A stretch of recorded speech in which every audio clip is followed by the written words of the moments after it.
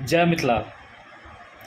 अहाँ सब गोटा के मालूम जानकारी दी जे रोहू माछ के जीआई टैग मिथिला रोहू के नाम से लेल जा रहा है। पिछला बेर मिथिला मखाना के जीआई टैग बिहार मखाना के नाम से लेल गेल रहे और जकर कड़ा विरोध हम सब अहाँ सब मिलकर केने रहिए और सरकार के झुका दिलिए, बिहार सरकार के, केंद्र सरकार के झुका दिलिए के परिणाम मिले कि रोहू माछ तो अपन मिथिला के माछ है और एहि बेर मिथिला के रोहू माछ के जीआई टैग रोहू माछ के नाम से ही लेल जा रहा है।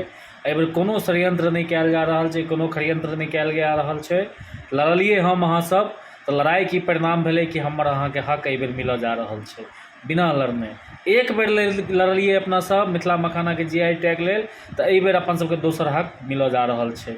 या बुझियो मिथिला पेंटिंग के समय लड़ल रहती है, सुजनी के जीआई टैग मिल रहे ओहि समय लड़ल रहती है तो वो सबके जीआई टैग मिथिला के नाम से मिलल रहते। जय मिथिला, जय मैथिली। बहुत बहुत बधाई, समस्त मिथिलावासी के बधाई कि जीआई टैग हमारा मिथिला रोहू के नाम से अहाँ के मिल जा रहा है।